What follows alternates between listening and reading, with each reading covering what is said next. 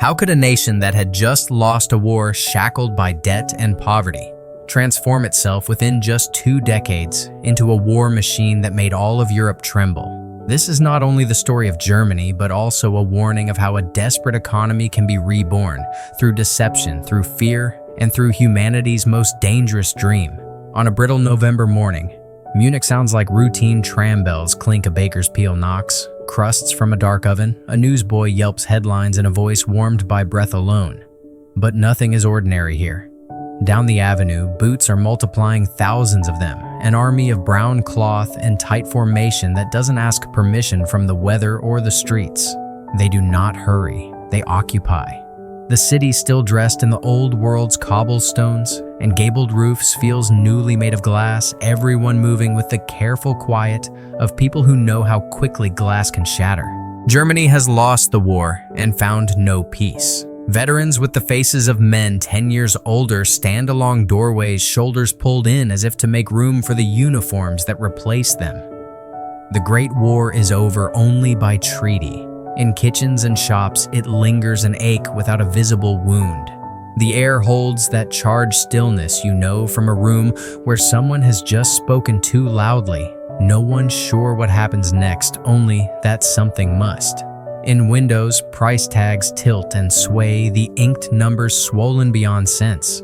Zeros breed like mice. Children peer at them the way they once peered at marionettes, fascinated, a little afraid. What can a number this large be worth if everyone has the same number? Even the gestures of a normal life feel counterfeit. A butcher's scales clack, but the meat is rationed more by rumor than weight. A schoolteacher counts coins twice and still cannot believe what they don't buy. Housewives fold banknotes into neat envelopes, a stubborn ritual that refuses to admit the envelopes contain less than paper. But the city has learned a darker arithmetic that a loaf costs something at dawn and something else by noon, and the something else is always more. Stories sprout like weeds. Someone's neighbor, it is said, carted cash in a wicker hamper and returned with a sack of potatoes the size of a child's head.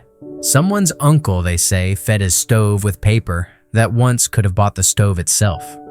Wheelbarrows of notes, piles of bills that burn like dry leaves, the spectacle of money made worthless, and the humiliation of watching it die in your hands. The streets are loud with new songs, new salutes, new choreographies. The brown shirts, impeccably staged, turn the boulevard into a narrow corridor of intention. They are not yet the state, not officially, but they move with the confidence of men who have seen the house's foundation and added a door only they know how to open. To watch them is to imagine order returning, boots striking in timelines straight as measuring rods, in order that tempts shopkeepers who fear the chaos of today almost more than they feared the cannon of yesterday. Some men step onto the sidewalk to let the column pass. Others, sensing which way the wind prefers to blow, tilt their hats a little lower and nod as if they have just recognized a friend. You can feel how hunger edits a person. It pares away the parts of you that argued on principle and leaves the animal that bargains with the hour. There is a quiet, ferocious mathematics behind every decision. How long will this bread last? How much will bus fare cost after sunset? What is a promise worth at tomorrow's price? The city answers in a voice grown fox-like, cunning, quick, suspicious. Even the clergy's homilies sound like ledger entries, and the baker's tally marks could be mistaken for prayers. In this baked light, colors are severe: the brown of uniforms, the gray of winter alleys, the surgical white of paper currency that means less every day. A boy lingers at a shop front, his breath fogging the window. Behind the glass, a radio hums quietly, a miracle box no one can afford. A woman emerges from a bank with her jaw set and her purse clamped in both hands, not because she's hoarding wealth, but because to loosen her grip would be to admit it's already been stolen by the simple passage of time. Inflation is not a storm that comes and goes. It is a thief who lives in your house and rearranges your drawers, a ghost you can hear counting in the walls. Near the Marienplatz, A policeman steadies traffic with movement smooth as clockwork, but his eyes are restless. The brown shirts are coming through. Their banners lift and fall like a tide engineered by men. For the shopkeepers, it is a traveling promise, order strength, an end to the daily comedy of prices. For the teacher, it is a corridor closing a loudness that leaves no room for dissent's softer tones. For the veteran, it is a mirror, the old discipline warmed over the drumbeat his bones still remember. The column's edges are crisp, and the city's edges fray. You can clock the hour by the crackle of propaganda. Speeches come and go like the tram's regular, predictable, slightly late. They blame the humiliation of defeated empires on traitors you can locate on a map and neighbors you cannot. They offer a reshuffled deck where every card has a fresh coat of paint. If you listen too long, you begin to believe that paint is a kind of truth.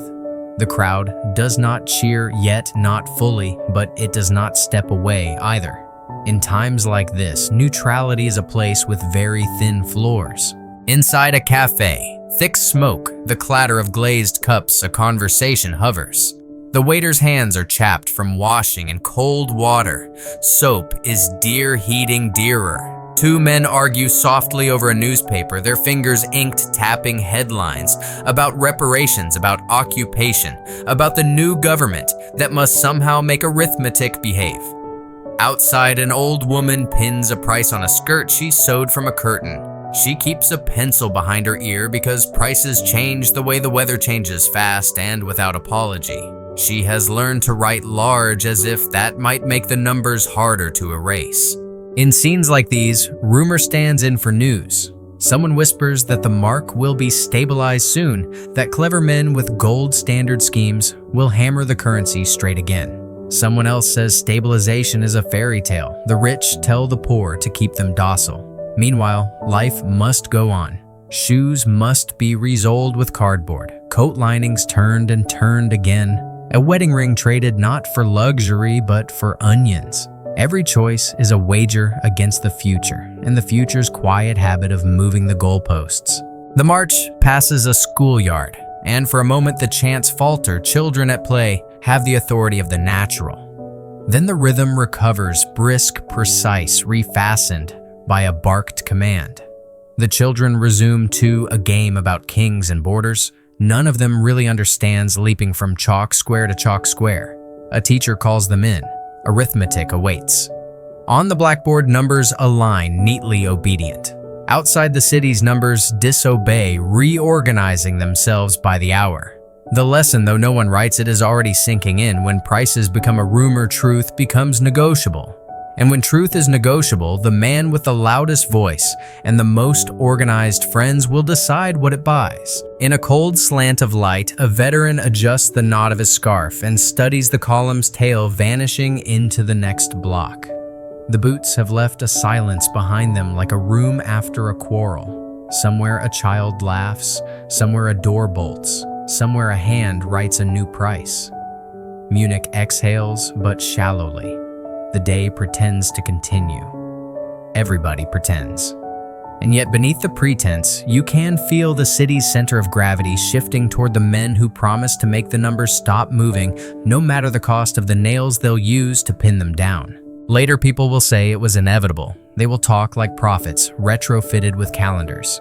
But inevitability is just a story we tell to make our cowardice sound like wisdom. On this morning before the speeches harden into laws, nothing is inevitable. Only this: the pressure is rising like air in a sealed jar warmed by a steady hand. The glass is not shattered, not yet. But the city can already hear the question forming in the syllables of boot leather and breath. If chaos is intolerable, what would you trade to end it? The answer, marching in formation, is ready to be sold. And a nation starving for certainty is a customer too hungry to read the fine print. Armistice is a word that sounds like relief until you learn the conditions. In the gray first days of November 1918, sailors in Kiel refuse a last senseless sortie. Red flags climb masts as fast as orders can be issued, and the revolt jumps ship to shore. Workers and soldiers' councils spring up like mushrooms after rain. The empire exhaled and found no breath. On November 9th, Kaiser Wilhelm II abandons Berlin for exile and history. 2 days later, on November 11th, the guns along the Western Front fall quiet by timetable, as if the war could be dismissed with an appointment. Between those bookends, a monarch gone a ceasefire, signed, an entire way of life collapses into the space between sentences. Germany becomes a republic, not with a coronation, but with a vacuum, and vacuums are loud things. In the Reich Chancellery, a thin-lipped, practical man named Friedrich Ebert tries to steady the furniture while the floor lists. He needs the factories humming the trains on time, the food distributed. He needs the army, and the army is nursing a bruise the size of a continent. A phone call later called the Ebert-Groener Pact secures a bargain. The old command will keep order if the new order will keep the old command. The republic born of revolt must pay its midwives with compromise. In the streets, the revolutionary left demands a future it can name. In the ministries, the cautious center bargains for a present that will not detonate in its hands. The right, meanwhile, polishes its medals and mutters of betrayal. January arrives like a clenched fist. Spartacist posters bloom on walls. The Freikorps lanky veterans in shabby field gray shoulder rifles once pointed to the Marne, and now aimed at Berliners. Barricades, pamphlets, machine guns in stairwells. Rosa Luxemburg's pen, then her blood drying in the same city. A republic learns its first lesson that it will survive by borrowing violence from men who have never forgotten how to use it. The newspapers call it a restoration of order. In beer halls, the story cures into something harder. The army never lost in the field, the politicians knifed us in the back. The home front failed its duty. A myth acquires capital letters, the stab in the back, and with them, the immortality of a grievance that can be told in a single breath. In June 1919, in a mirrored hall built to amplify power, German delegates sign a treaty written for punishment. Versailles is arithmetic dressed as law, the war guilt clause to sanctify the bill. Reparations tallied in sums so large the human mind can barely carry them. Coal deliveries scheduled like penance. Colonies parceled like curiosities. Alsace-Lorraine peeled away. A Polish corridor cut through the map as if cartography were a scalpel. The Rhineland is to be occupied. The army reduced to a skeleton, no tanks, no aircraft, no submarines. 100,000 men to stand watch over the remains of an empire. It is a treaty and a theater, the victors demonstrating that the world can be reordered by signatures, the defeated realizing that ink can be a kind of manacle. Back home, the document reads like an insult. A government only months old must sell it to a public already mortgaged to loss. Ministers speak of necessity of buying time of living to bargain another day. But necessity is a poor salesman. In workshops and cafes, the words dictated peace do the rounds like a shared cigarette. Everyone takes a drag and grows hoarser. The Weimar Republic inherits not only a state but also a tone, the bitter register of men who cannot bear the gap between what they believe they were and what the world now says they are. In that tonal key, accusations harmonize easily. November criminals, profiteers, Jews, Reds, the very vocabulary of blame tuning itself for an audience that wants melody more than truth. To stabilize anything, you need more than will. You need trust. The Republic spends trust like a currency it cannot mint. Elections are held. A constitution is read aloud in a clear voice. The eagle on the seal looks familiar enough to calm a certain kind of heart. But the price of normalcy is paid daily in humiliation. Allied officers check compliance with a ruler's fussiness. A man who once wore epaulets now lines up in stockinged feet for a ration book. The factories that survived the war rotate between boom and stoppage. In the Ruhr, coal faces the absurdity of being both the nation's black bread and the Allies' claim. Every lump dug becomes both fuel and a ledger entry. What the treaty cannot control, the economy will. The mark wobbles, then sags. Savings that were meant to see a family through a lifetime go soft like fruit. Respectable men learn to carry their respectability in sacks counted by the handful instead of the note. When you cannot trust money, you cannot trust promises. And when promises become rumors, politics becomes theater. The Republic can pass laws. It cannot yet make the zeros stop multiplying. Extremes sprout at the margins because the center feels like fog, moral, well-meaning insufficient. And yet there is a flicker of modernity that feels intoxicating. Neon begins to lick the edges of city nights. Cinemas hum. Cabarets practice a defiance that is equal parts art and anesthesia. The capital learns to laugh through a cracked tooth. You can buy a ticket for the pictures and for 90 minutes inhabit a future where the past is only a set design. But when the lights come up, the street is still the street, and the bill is still the bill. People measure their hope not in years, but in afternoons. In this atmosphere, the myth hardens into a tool. The story that the army was betrayed by civilians, that the home front collapsed, that the Republic was born crooked. This becomes not just a grievance, but an instrument. You can play it in any tavern and collect coins in a hat. Generals who miscalculated offensives become sages in hindsight.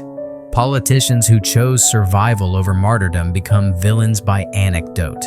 Young men who missed the war by a year inherit its bitterness, as if bitterness were a family heirloom.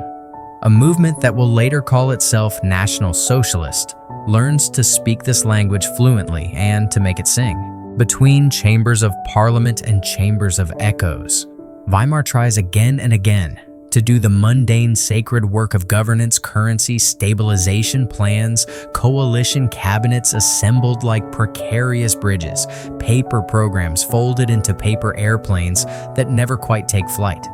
The opposition does not need to govern, it only needs to point. And pointing is easy when factories are idle and the bread is smaller than yesterday's loaf. Each failure, even the honest kind, is offered as proof that the Republic is not a home, but a hotel, temporary and personal expensive. If you stand on a Berlin balcony in 1920 and look down, you can see the future in miniature. On one corner, a veteran selling pencils. On another, a newsboy shouting about a putsch that will fail and still leave fingerprints. In the middle distance, men at a table tracing frontiers with their fingers and arguing as if table edges were borders. What you cannot see yet is the speed with which a loud minority can turn a wounded majority into an echo chamber. What you cannot quite hear is how the myth.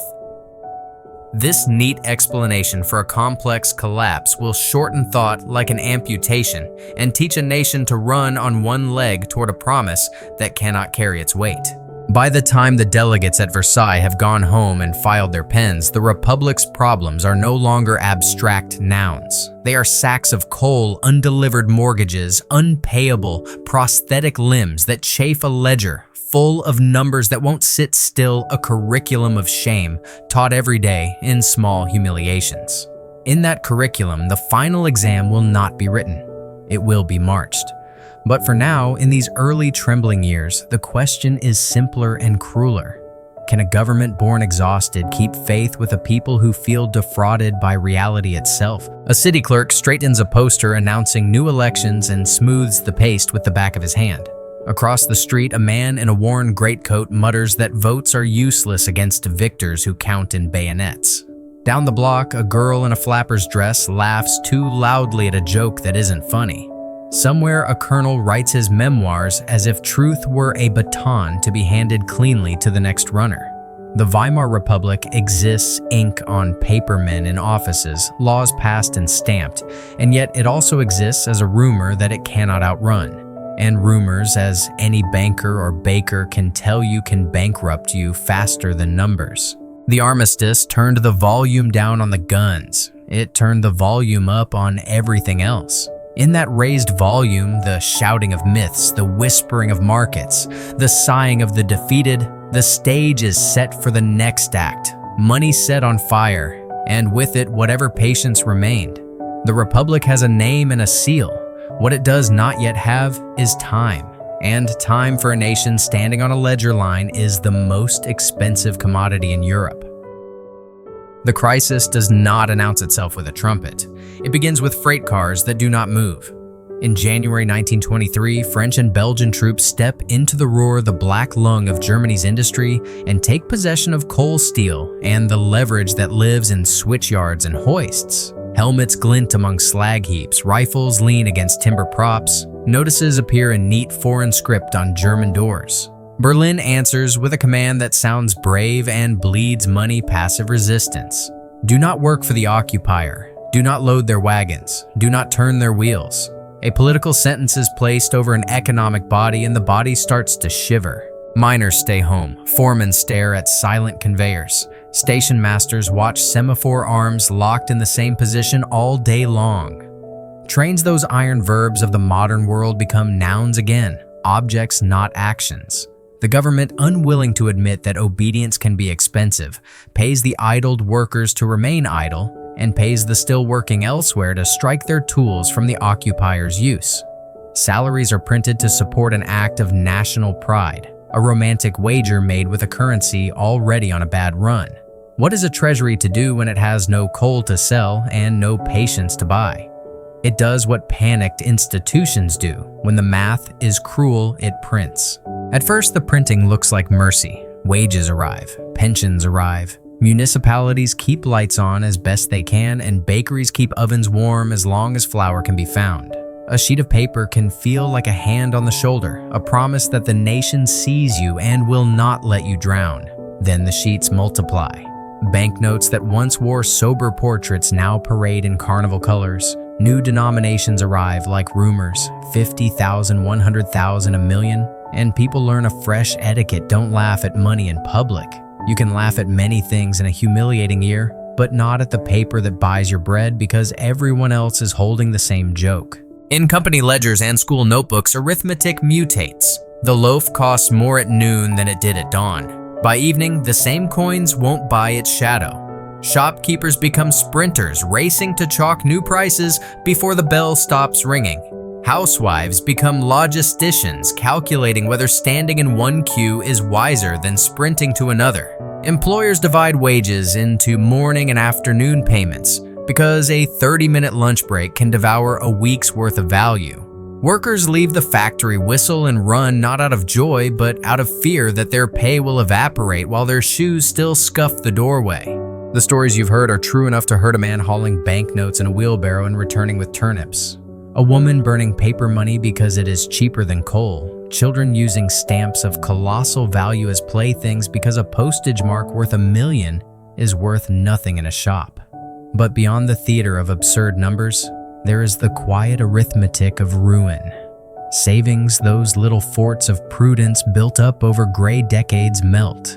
The middle class, that great cushion of modern states, finds itself standing blinking on bare boards. Teachers and clerks sell wedding silver to buy potatoes. A lawyer's wife barters a fur for a sack of coal and wears her husband's old uniform coat for warmth. A respected engineer palms cigarettes like a magician to trade for eggs. Dignity, it turns out, is not legal tender. Meanwhile, in the roar, men with bayonets cannot command the coal to dig itself, and men with pay papers cannot command idled minds to produce. The occupation hardens, so does resistance. Sabotage whispers along rail lines at night. Courts fill. Posters are torn down quickly or slowly depending on who is watching. In the cafes of Berlin, the talk is stubborn, we will outlast them.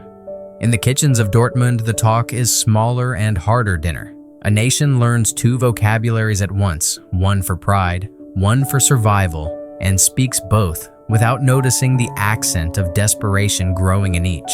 By high summer, the mark is no longer a currency. It is a countdown. People price goods not in money but in time. This ham costs 2 days' wages. This coal scuttle costs a month. To sell is to gamble. To hold stock is to watch it rot. Barter creeps up from the basement like damp flour exchanged for shoes, a bedstead for medicine, a piano for rent. Markets tilt toward the ancient farmers at the city's edge are courted like kings. A deputy minister smiles too widely at a woman with cabbages. A colonel in a threadbare coat tries not to look ashamed while admiring a butcher's sausages he cannot afford. The press tries to make horror legible with digits. Zeros multiply like algae on a pond. In late 1923, you can read a figure so swollen, trillions to $1, that the number itself becomes a kind of lie, a monstrous exaggeration that happens to be real. Printers work around the clock. Ink becomes strategic. Paper stocks are counted like munitions. Children collect notes with the same cheerful acquisitiveness they once saved candy wrappers, and mothers do not scold them because it is a relief to see someone happy in a room where money has become both the problem and the prop. Politicians faced with a crisis that has eaten the calendar begin to sound like men apologizing for the weather. The chancellor explains that resistance must yield to reason. The opposition laughs that reason is always the word used when pride is short of breath. When Gustav Stresemann steps forward, he does not promise miracles. He promises an end to the bleeding. Passive resistance is called off not because the nation has fallen out of love with dignity, but because dignity, like everything else, has a price, and the bill collector is at the door. The first reaction is fury, betrayal, capitulation, all the familiar nouns. But the second reaction is relief, so sharp it feels like pain. What follows is a kind of financial surgery without anesthesia. The old mark is declared unfit for purpose, buried with neither flowers nor speeches, and a new instrument enters the ward, a currency with a spine. It is named for rent for land, for things that cannot be wished away by a printing press. It is backed not by metaphors, but by mortgages on fields and factories, by a promise that if paper fails, property remains. Confidence that shy animal creeps back toward human hands. Not overnight, the wounds refuse such courtesy, but day by day, the zeros stop breeding. A shopkeeper writes a price in the morning and erases it only once at day's end, not 5 times. A baker can open his oven without calculating whether heat is theft. In the Ruhr, soldiers still stand and miners still dig, but the theater is shifting. Foreign capitals talk in the language of plans with names, arrangements that trade humiliation for cash for time. The government, pale with exhaustion, nods. In working-class districts, the news is translated into smaller words. Wages that buy rent that holds still long enough for sleep bills that can be stacked without becoming a joke. When the police raid a cellar where counterfeiters have been at work, the men look almost disappointed. Why counterfeit a thing nobody trusts? The joke lands softly. The room does not laugh. There is no triumph in this stabilization, only the tired relief of a fever breaking. The damage is not only in ledgers, it is in the way people look at one another. A neighbor becomes not just a person, but a competitor for the last loaf at a sane price. A politician becomes not just a representative, but a gambler with your future. A bank becomes not just a building, but a rumor source. And over everything hangs a truth that will not be dismissed. Suffering has a long memory, and whoever offers to make the numbers stop moving will be listened to even if his voice carries the scrape of boots in a stairwell. When the year finally turns, the city breathes more deeply, but with a new habit of flinching. A grocer out of reflex checks the chalkboard 3 times before closing. A clerk lingers by the window at 5 o'clock, remembering the summer days when 5 o'clock meant he was already poorer than at 4. A mother sews coins into a hem, not because she does not trust her husband, but because the world has taught her not to trust itself. Stability has returned, yes, but it has returned like a soldier from a bad war, upright, quieter than before, and carrying things it will never say out loud. From here, the story will widen again. Loans and plans, a fragile prosperity built on money borrowed from smiles abroad. For the moment, it is enough to say that a nation pulled back from an edge so close you could see the stones at the bottom. Enough to say that bread kept a single price for a single day, and no one cried when they paid it. Enough to say that the arithmetic of living returned to units that could fit on a menu or a rent bill. The memory of the wheelbarrow does not fade. It hardens into a question people will ask themselves for years. Who gave this back to us, and what else will we give him in return? Stabilization begins not with a parade, but with paperwork, decrees, signatures, and a promise to stop making money out of thin air.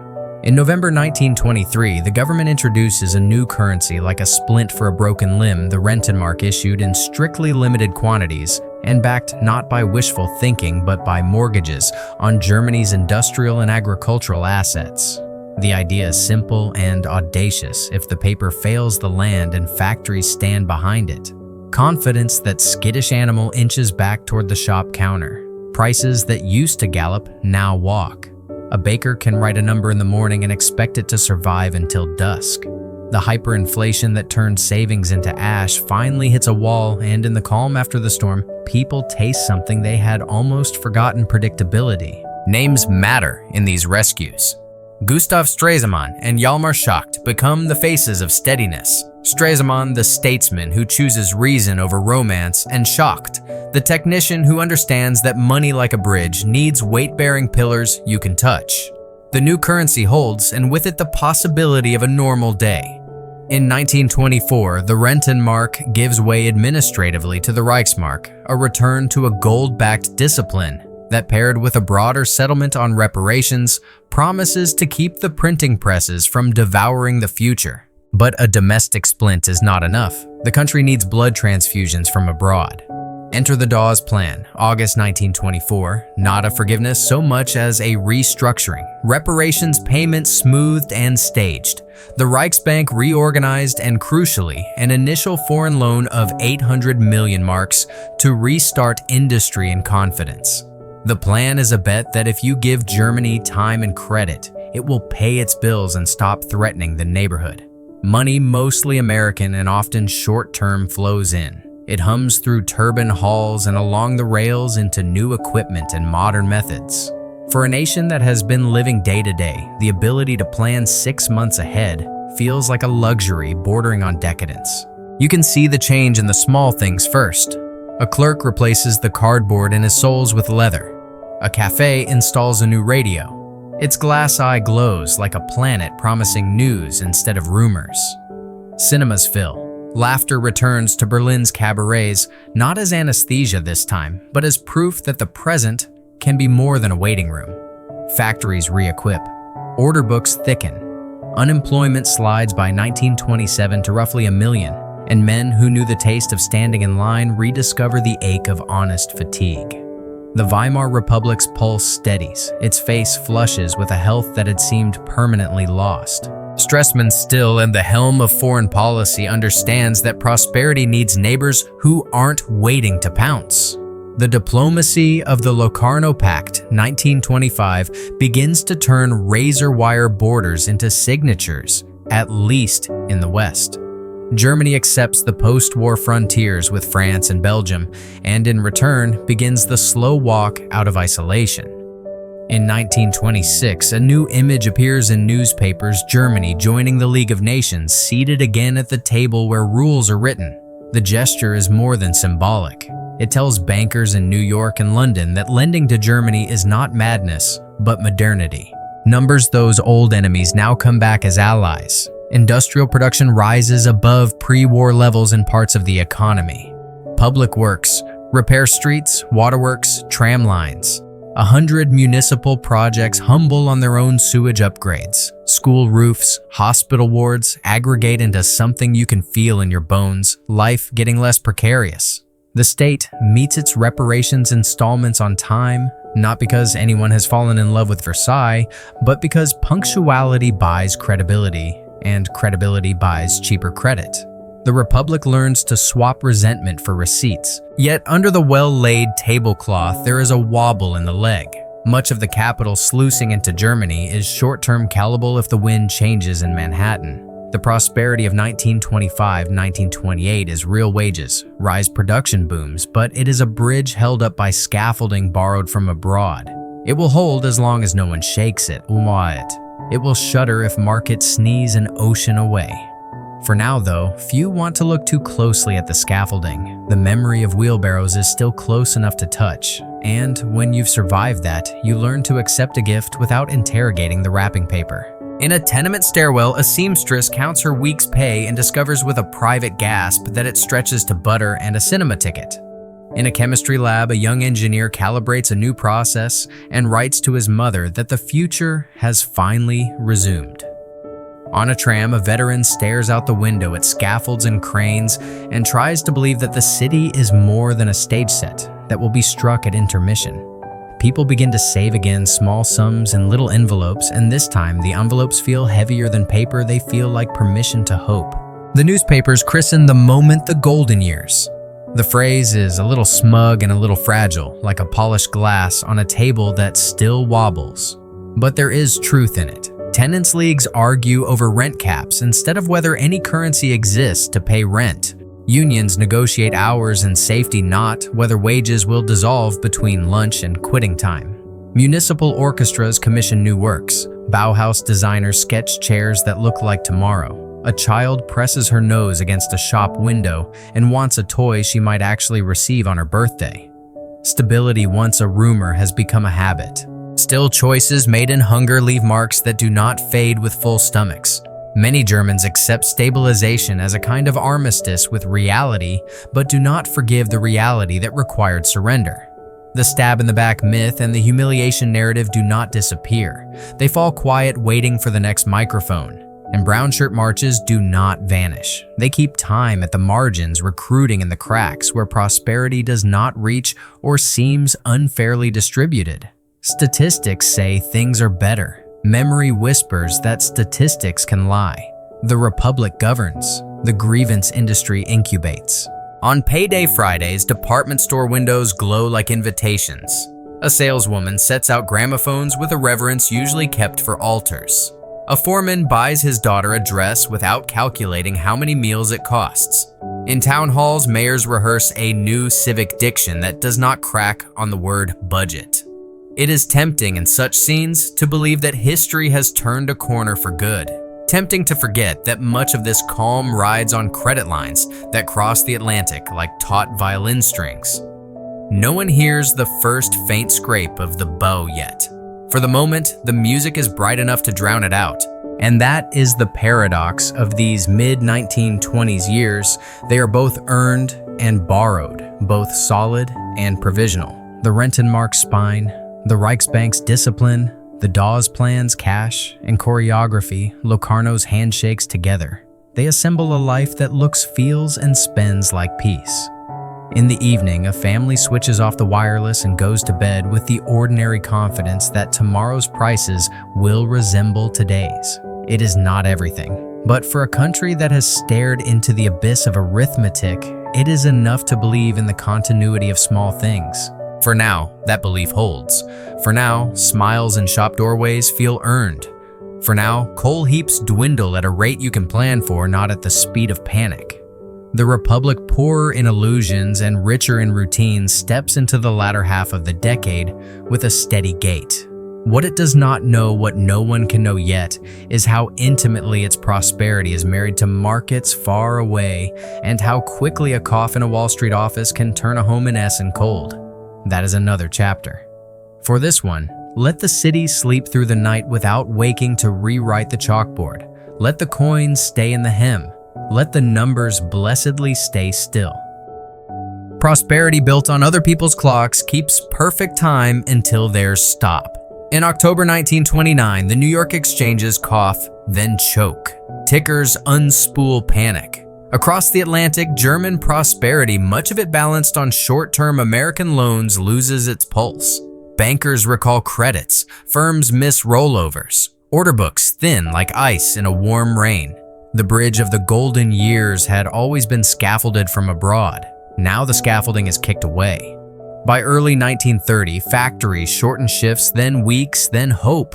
Unemployment sprints upward, turning corners before the newspapers can print the numbers. Into this weather steps Heinrich Brüning, a chancellor without a parliamentary wind at his back, clutching an umbrella labeled austerity. Determined to prevent another inflationary inferno, he chooses deflation, wage cuts, tax hikes, and spending parsimony, hoping lower prices will restore competitiveness and confidence. Instead, the medicine slows the patient's heartbeat. With the Reichstag balking, Brüning governs by Article 48, emergency decrees a constitutional shortcut that feels less like law and more like a locked door. Prices fall, but so do payrolls. The shops are cheaper, but the pockets are emptier. Respect for procedure erodes as quickly as household savings. What drains out of a country at such times is not only money, it is trust. Many Germans begin to suspect that democracy can set a table but cannot guarantee a meal. In tenement kitchens, the comparison is brutal and immediate. The Republic gave wheelbarrows of worthless cash once. Now, it gives sermons about sacrifice. Meanwhile, the companies that survive do so by shedding workers like ballast in a storm. A line outside an employment office is not a statistic. It is a chorus, and the refrain is simple: who will make this stop? A movement is ready with an answer that sounds like a drumline. The National Socialist German Workers' Party tunes its message to the ruined middle, the shopkeepers and clerks who feel history yanking the rug from under their careful lives. It promises order instead of argument, jobs instead of jargon, and a Germany scrubbed of those it names as enemies. Anti-communism is the bait. Anti-Semitism is the hook. National revival is the banner the crowd can see from the cheap seats.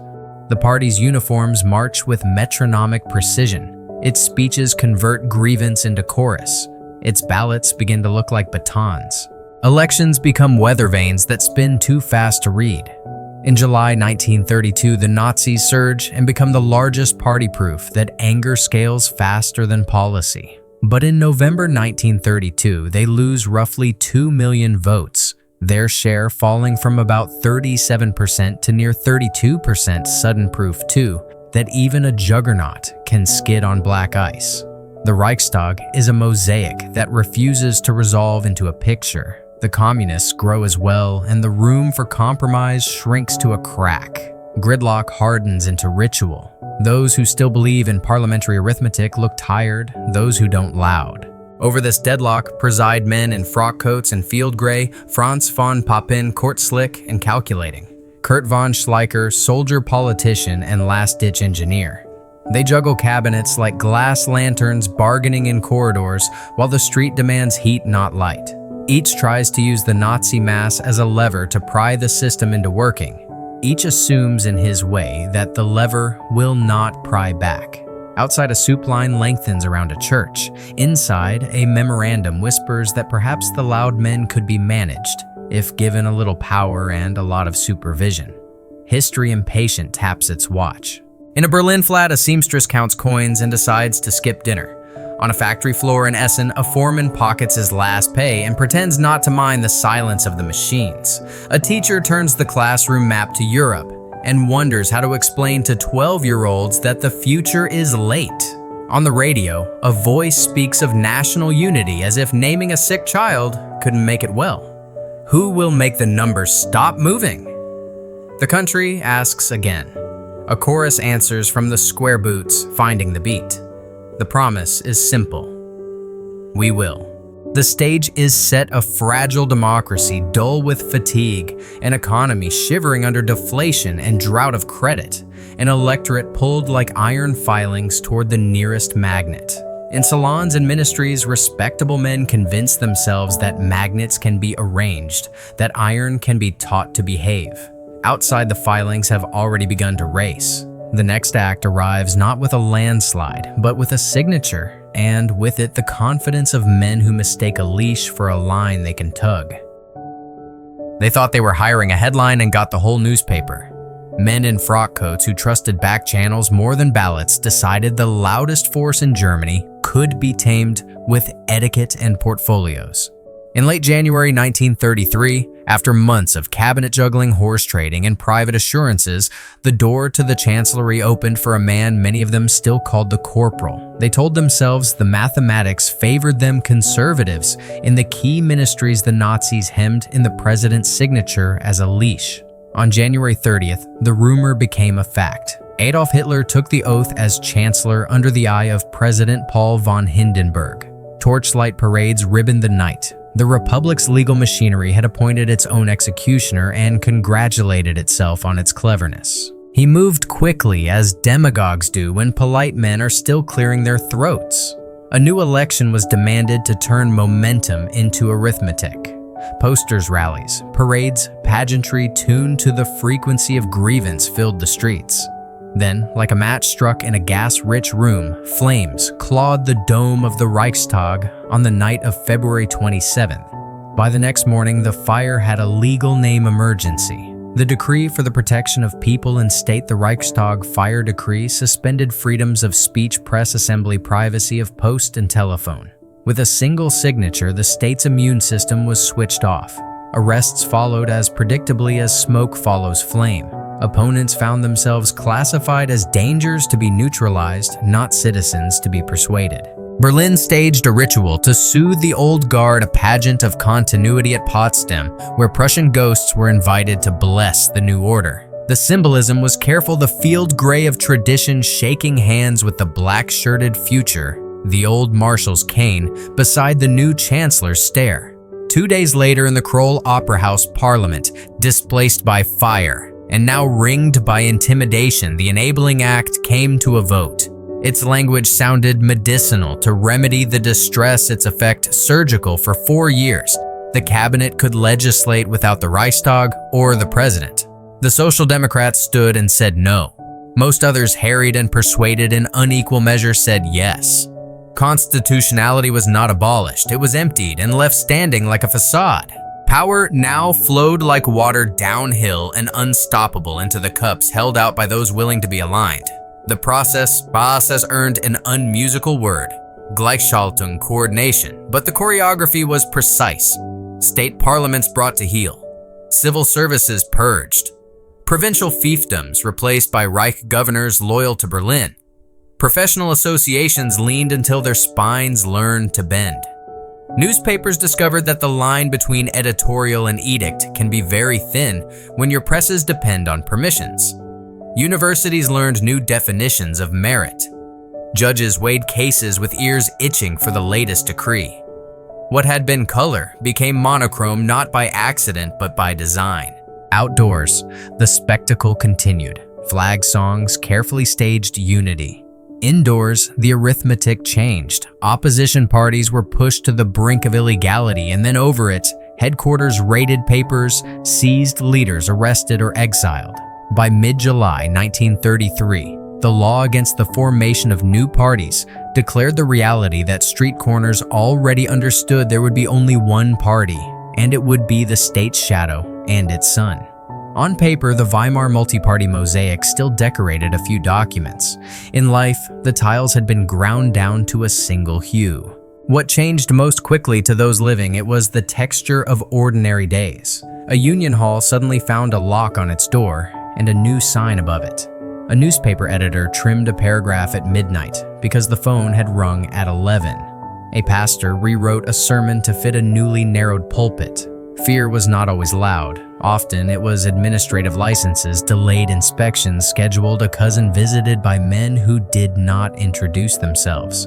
You learned to calibrate your sentences the way a safecracker calibrates touch, gently and with a strong memory for mistakes. Theaters filled radios, sang the economy showed signs of shrugging off its worst fevers, and it was tempting to read recovery as proof of benevolence. That was part of the design. When the trains run on time, you forget to ask where they are headed. When jobs return, you forgive the arithmetic that counts dissent as disorder. And when the police learn new priorities, you convince yourself that the knock on the neighbor's door will never be a knock on yours. Surveillance gained a new etiquette. People began to lower their voices without being asked. The conservative statesmen who had invited him in watched their leverage evaporate like condensation on a glass held too long.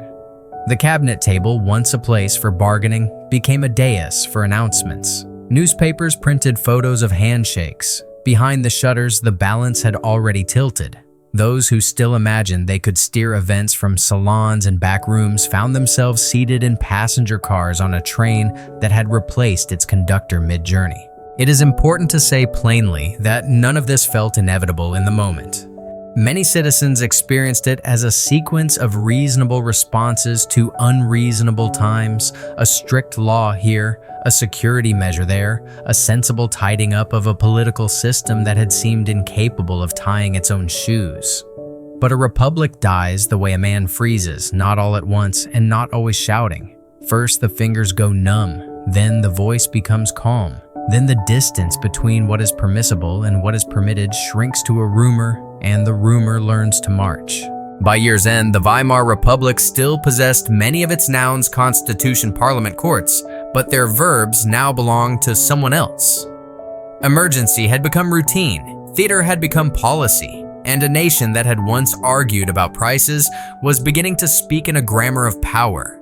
The next chapters will show how that grammar reached into workplaces, unions, and private lives, turning labor into choreography and disagreement into a punishable miscalculation. For now, it is enough to mark the turning legal authority handed over in a brightly lit room, walked out, smiling, and locked the door behind it. Coordination is an ugly word for a tidy process. In the spring of 1933, the regime begins to align the country so that every institution, parliamentary, professional, cultural, faces the same direction when the leader speaks. The first proof arrives with a crack of doors and the thud of boots on Union Hall floors. On May 2, 1933, a day after workers had waved red flags at May Day parades, carefully rebranded by the new government trade union headquarters are seized across Germany. Safes are emptied, telephones fall silent, organizers are beaten and dragged away. By afternoon, the old labor movement, messy, argumentative, independent, is gone. In its place stands the German Labor Front DAF under Robert Ley, a single obedient body advertised as the voice of workers but designed to be their muzzle. Collective bargaining dissolves into orders, strikes become not a tactic but a crime. The police state learns to smile for photographs. In Prussia, Hermann Göring's refitted political police acquire a permanent name Gestapo. The secret state police soon mirrored, merged, and expanded under Heinrich Himmler and Reinhard Heydrich into a web where security means looking over your shoulder at breakfast. It is not always the knock at midnight that teaches caution. It is the fact that the knock belongs to men who do not need a warrant to justify it. The new etiquette of conversation arrives quickly.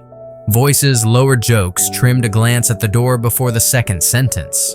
To keep people obedient, you do not only threaten, you also choreograph. Joseph Goebbels builds a ministry that treats feeling as infrastructure. Within months, he corrals the professions of the word and the image into his stable editors, actors, playwrights, musicians, painters, film crews. The state erects the Reich Chamber of Culture, a set of gates through which every artist must pass. Admission depends on political obedience and the right ancestry. Theaters, concert halls, publishing houses all discover that programming now has a party line. Those who balk are taught the new math of careers zero quickly. The lesson is announced in fire. On May 10, 1933, students in Berlin feed un-German books to the flames on Babelplatz, while officials look on Heinrich Heine and Freud Brecht and Mann's scientific treatises and poems alike.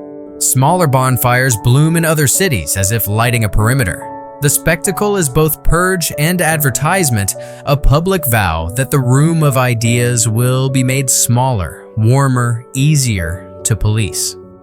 In the morning, ash drifts into gutters like gray confetti.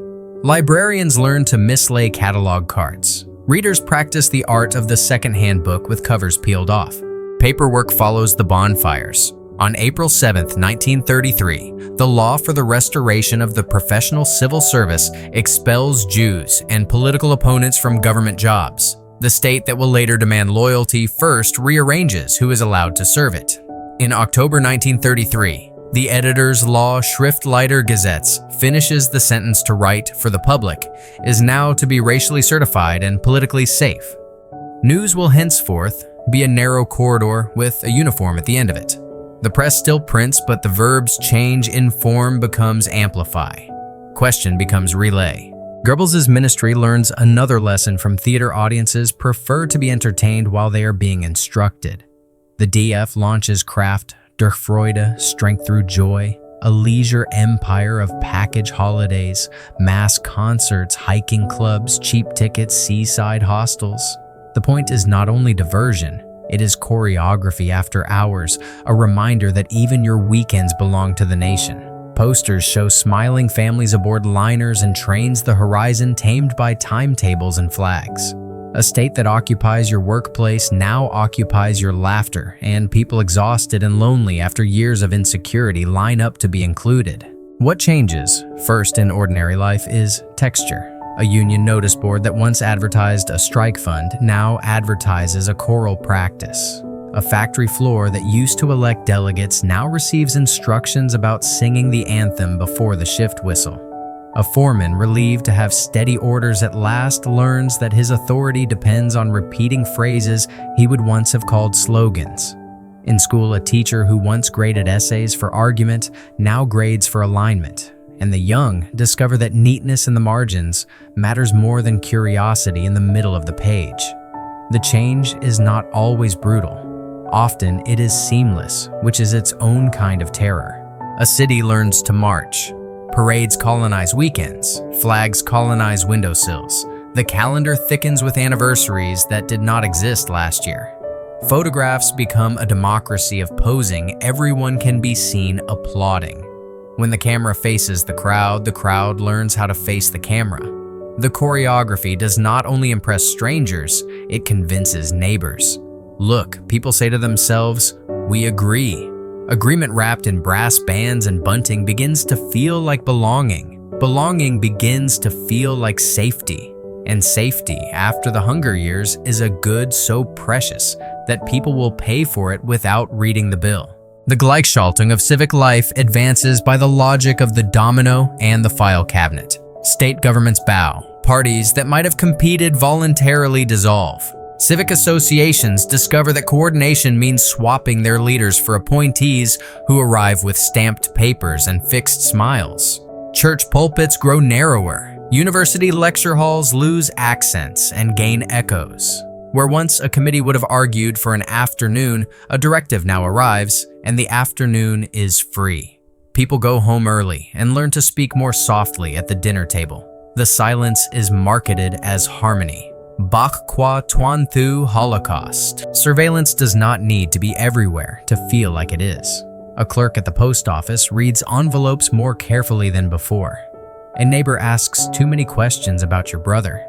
A child repeats a teacher's phrase at supper, and everyone at the table falls briefly still. The Gestapo is small relative to a nation, but fear is a multiplier. Informers, opportunists, the merely anxious all help to thicken the air.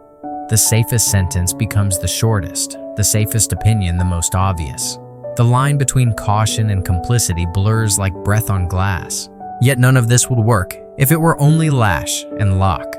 The regime offers sugar with the disciplined subsidized concerts, gymnastic displays, company outings, radio sets priced for mass purchase. The promise whispered into every microphone that national unity has finally found a home in your street. The DAF sponsors sports days and choirs. KDF dangles cruises and summer camps. The press chamber arranges headlines like furniture to make the room feel inevitable. People who had lived for a decade without certainty now wake to routines they can predict down to the minute. And predictability after chaos tastes like bread. In apartments and allotment gardens and back rooms of pubs and smoky tram cars, you can hear the compromise take root. I don't care for politics, someone says, but the street is safer. The newspapers are dull. Another shrugs, but at least the trains are on time. A violinist cut from the orchestra finds work repairing clocks. A Jewish pediatrician quietly sells his practice to a colleague who will hang the same stethoscope on a different hook. The cost is paid in careers and friendships, in the closing of doors that once stood ajar. Bills are settled with silence. By year's end, the country presents a picture of itself back to itself. Aligned banners synchronize speech, leisure licensed and sold back as joy labor converted into mass calisthenics of obedience. The pageant dazzles precisely because it is thorough. What began as the state's promise to restore order has become the nation's promise to behave on cue. The choreography will soon move from parades to production lines and statistics. The deception will deepen because numbers too can be taught to march. But that is for another part. For now, it is enough to see how a police state can make itself at home by receding into wallpaper patterned with smiles.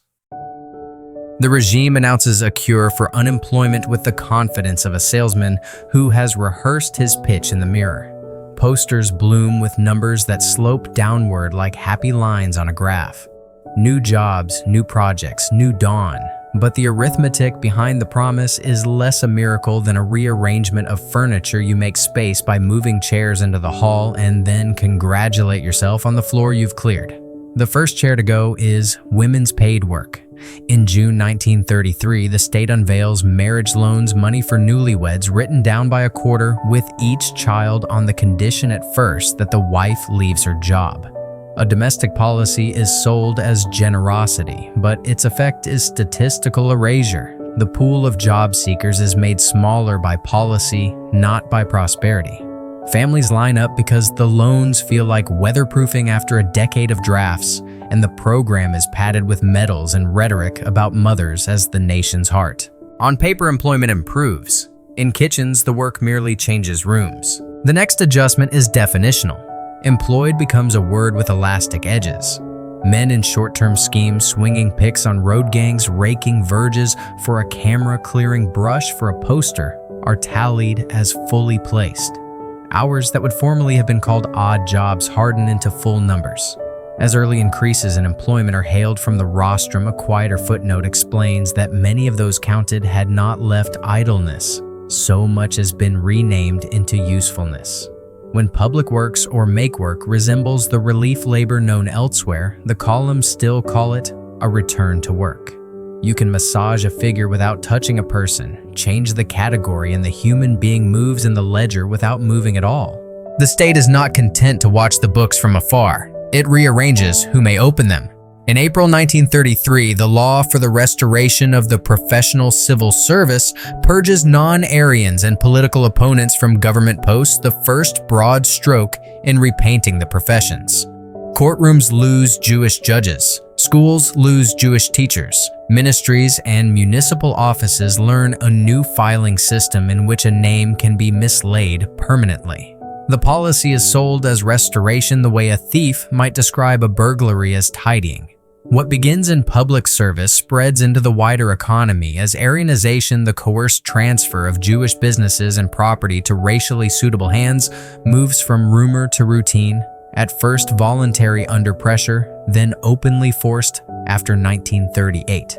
Shops change signs, factories change owners. The nation's working life is refitted to match the ideology on its banners. This too affects the sums when you force out whole categories of people or drive them into narrow, precarious corners. Your unemployment rolls look smaller because you have decided that some citizens no longer count in the same way.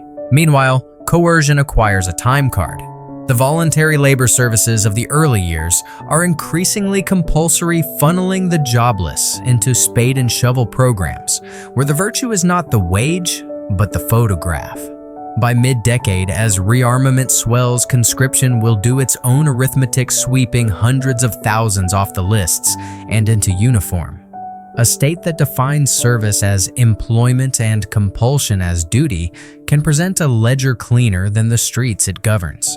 Even before the war systematizes slave labor on a continental scale, the habit of counting coerced or semi-coerced workers as proof of economic vigor is adopted with bureaucratic calm. To the public, the claim is simple.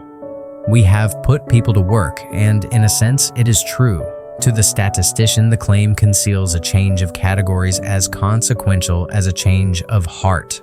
The numbers sparkle most under the bright lights of propaganda. Charts are drawn with lines as straight as parade files. Announcers marvel at the speed of the recovery. What disappears from those charts are the exclusions and the new invisibilities. Women removed by marriage incentives, Jews and political opponents expelled by law, the underemployed recast as fully busy. Men in paramilitary police or relief roles, jobs created by the nature of the regime itself, counted as evidence that the economy has healed, rather than that politics has sprouted new branches of paid obedience. Behind the podium, ministries refine the script, and a public that craves stability learns to accept round numbers as a kind of comfort food. A figure without a footnote is a lullaby you can hum at the dinner table. Walk into a factory canteen in 1934 and you can hear the seduction in practical terms. "It's work," a man says, shrugging. "Last winter there wasn't any. Across the table, his mate nods toward the notice board. No more union meetings, but there's a choir rehearsal and a weekend Strength Through Joy outing on the lake if you sign up in time. Wages are steady, low, disciplined, seldom negotiated. The foreman reminds his men to start the shift with the anthem and keep talk tight.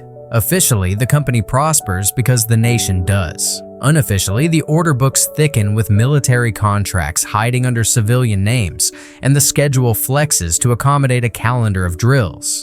The DAF, the new single labor front, praises harmony while trimming the vocabulary of complaint down to a few safe synonyms. Coordination does not sound like compulsion until you notice that your choices now arrive pre-aligned. The shop windows tell a parallel story. A tailor who kept a modest clientele for 20 years finds that his best customer base, Jewish doctors, lawyers, managers, has been thinned by dismissal, emigration, and confiscation. A clerk steps into a storefront that used to belong to a Jewish family and wonders if the new price tag reflects the discount at which it was acquired. In newspapers that grow more obedient with every quarter, the same tale is told as national renewal, German hands at German tills, German names above German doors. The reality is quieter and crueler livelihoods redistributed by race and loyalty, and the winners taught to call it normal. The employment statistics glow, the lives behind them dim. What does on paper feel like to a human being? Ask the woman at the employment office who is told gently that her marriage means she is not seeking work at all. Ask the Jewish chemist retraining as a shop assistant, then as nothing, then as a follower of rumors about visas and deadlines. Ask the man in a labor camp who signs his name under a line that translates as work performed because not signing is worse. The regime teaches a lesson that will echo across the decade. If you control definitions, you control outcomes. If you decide who counts, you decide what success means. There is, of course, real work. Millions of tons of steel and coal armies, of welders and fitters, conveyor belts running hot. The country hums with projects that you can point at from a bus window. But the foundation is mixed equal parts concrete and theater. Rearmament underwrites growth while posing as neutral recovery. Public works are a scaffold for a future already aimed at war. Joy is organized to keep tired hands from clenching into fists. When the regime boasts that unemployment has vanished, it is not lying so much as speaking a dialect in which categories have been cleaned, emptied, or shifted until the sentence becomes true in the way a stage set is true. Convincing, camera-ready hollow behind the walls. And so the miracle works visibly, measurably, unevenly. The man in the canteen is right. His pay packet exists.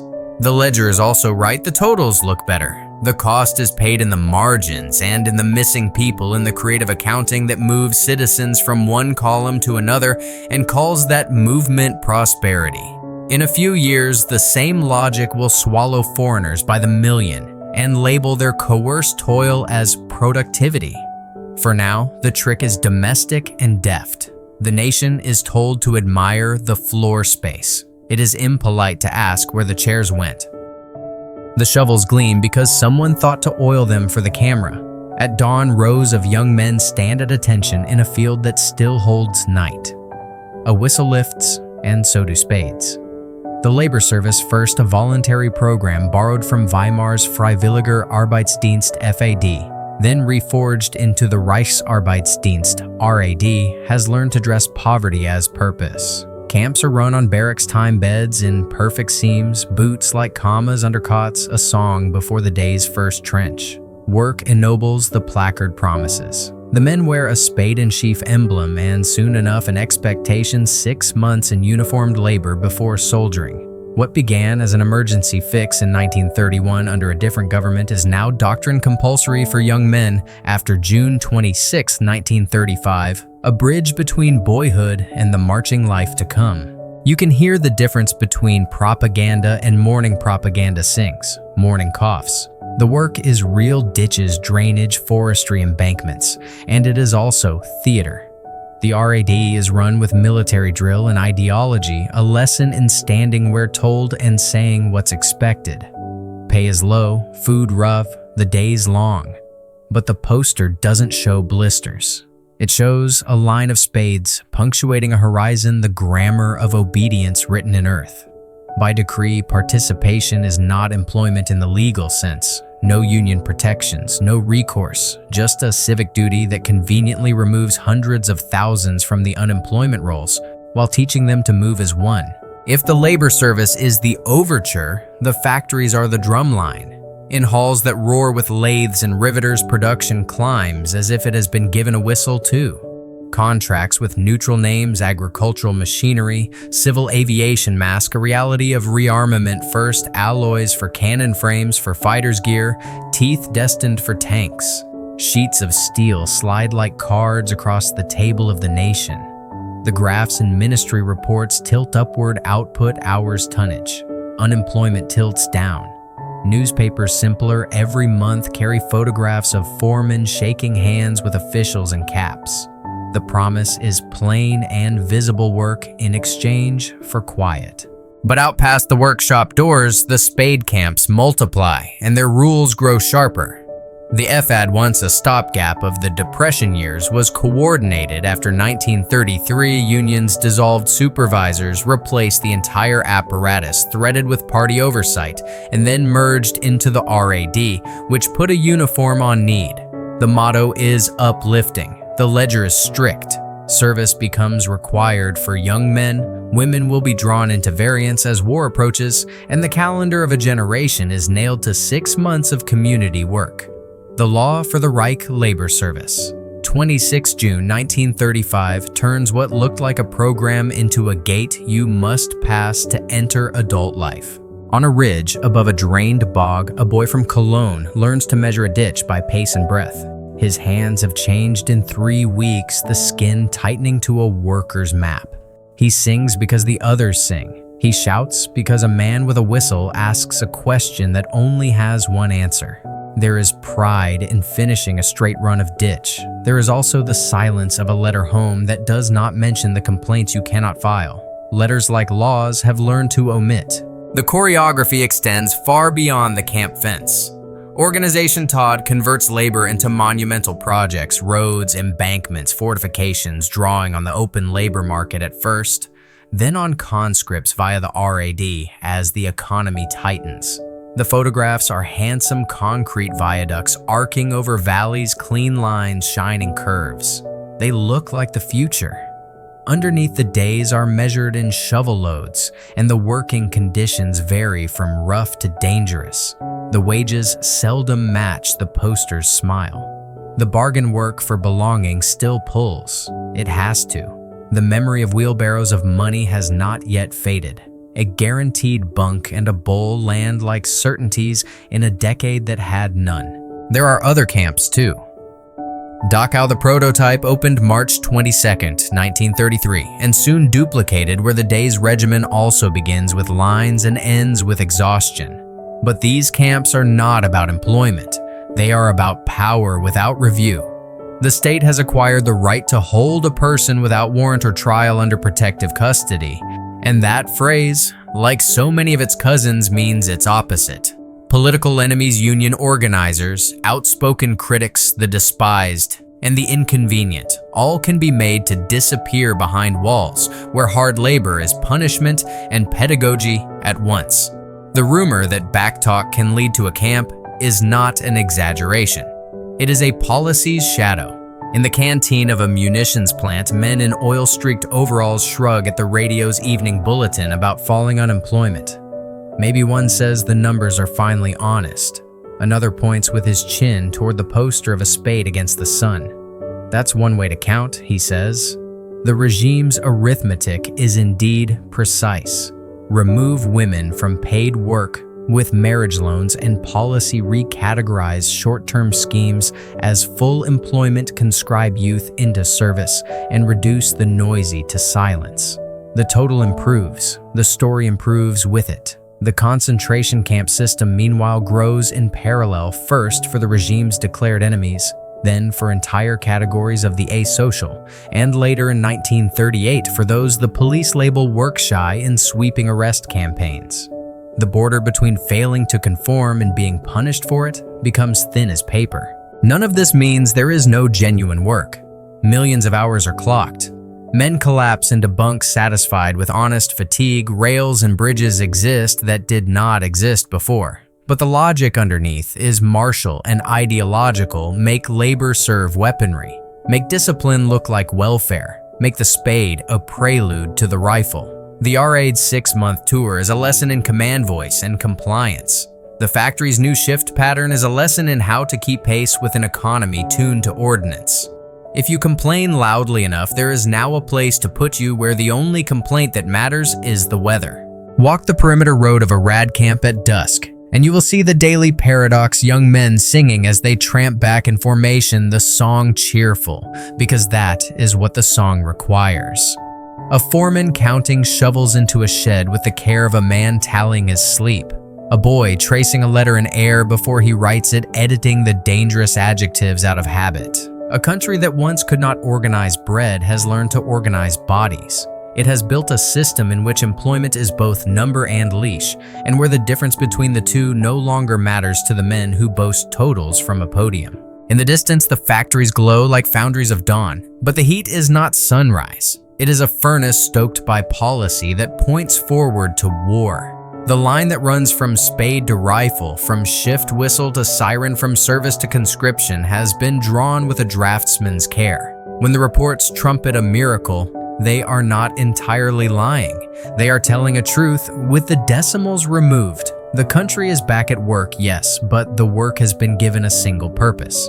And for those who step out of line or simply are placed there by decree, the state has built other camps where labor is a cudgel. By the end of the year, the minister's charts look immaculate. The ditch lines do too from above. They cut straight through moor and field, obedient as lines on paper. On the ground, mud creams around boots and clings to trouser hems. Fingers split and heal. Songs wear out and are replaced by new ones. The miracle holds because it is compulsory. The prosperity glitters because someone turned the lights on and ordered no one to move. The men in the canteen pocket their wages and go home. If the radio says the nation has never been stronger, they nod. They know the price, and they know that to say it aloud would be to test whether the knock on the door still comes at night. It does. Numbers on the page glowed with health. Beneath them, the bones creaked. By 1934-35, Germany's reported unemployment had tumbled, and ministers boasted of a miracle. But wages had barely risen. Consumer goods remained scarce, and the state was spending more than it earned.